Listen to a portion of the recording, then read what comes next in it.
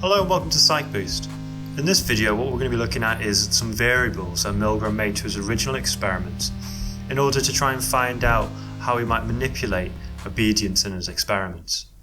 We're going to be able to state the result from these variations, and we'll also look at another piece of research which will back up Milgram's findings, and we'll also try and expand on some of these evaluations. 1, 2, 3. So the first variable we're going to look at is a variable called proximity. So you might be aware proximity is about distance. In this case we're going to be looking at where the participants were about the effect the shocks are having on the learner, so the confederate. So Milgram varied this by distance, but also the physical location of them. If you remember in the original study, the learner was in a separate room and we had an obedience rate of around 62.5%. So what Milgram did is he brought the learner closer to the participant. He brought them into the same room and made the learner respond to the shocks from the participant.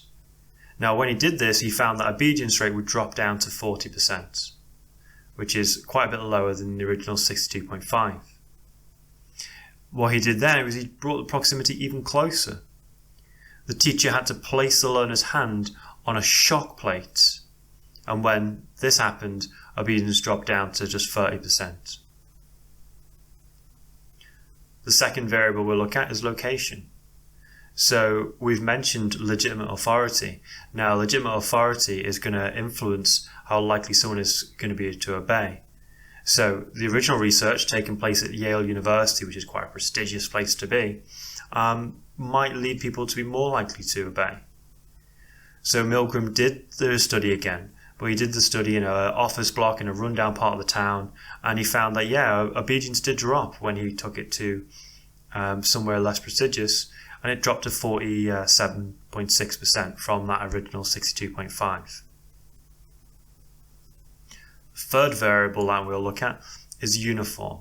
So again, about legitimacy of authority. In the original research, there was a experimenter, a scientist, dressed in a lab coat to give the air of someone important.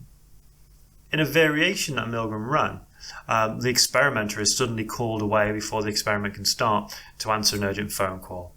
And the person who then runs the experiment comes in just normal civilian clothing.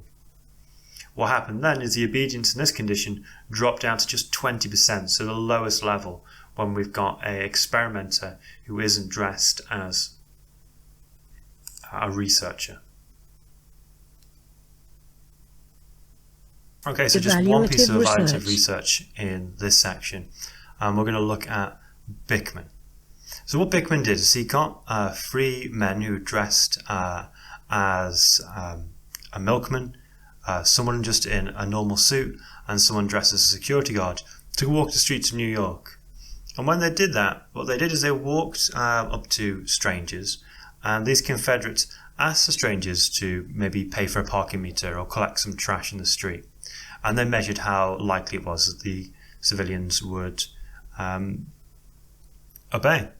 Now what they found is the man dressed in the suit, 19% of people would agree to put the parking meter money in or collect trash. As a milkman, however, then obedience actually dropped to 14%, indicating that not just any uniform will increase obedience, and maybe some uniforms decrease that legitimate authority.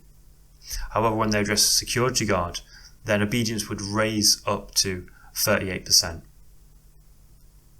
We can extend this evaluation by saying what this does is that it supports Milgram's original research that some uniforms have more legitimate authority, and also as it was a field experiment, we could argue that Bickman's research has got more external validity than Milgram's, and maybe would have avoided some of those demand characteristics, because of course the participants in this study didn't have any idea they were under any sort of experiment.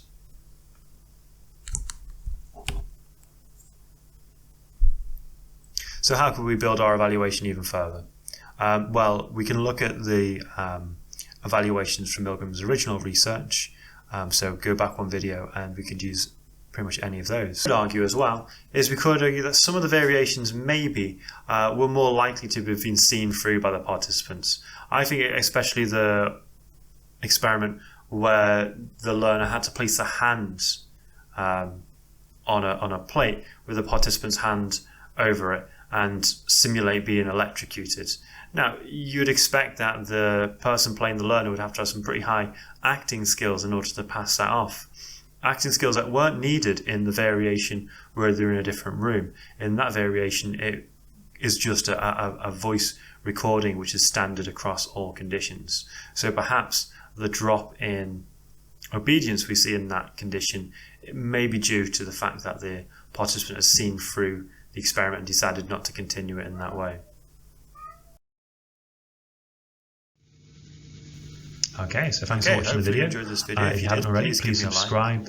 If you have any questions, pop them in the comments. If you see a question you can answer in the comments, please give it a go. Also, if you have any And questions if you enjoyed this about video, the give it a content like. covered during this Thank you video, very much. please drop a comment in the comments below. If you see a question and you think you can answer it, then please give that a go as well. Thank you very much. Until the next episode of PsychBoost.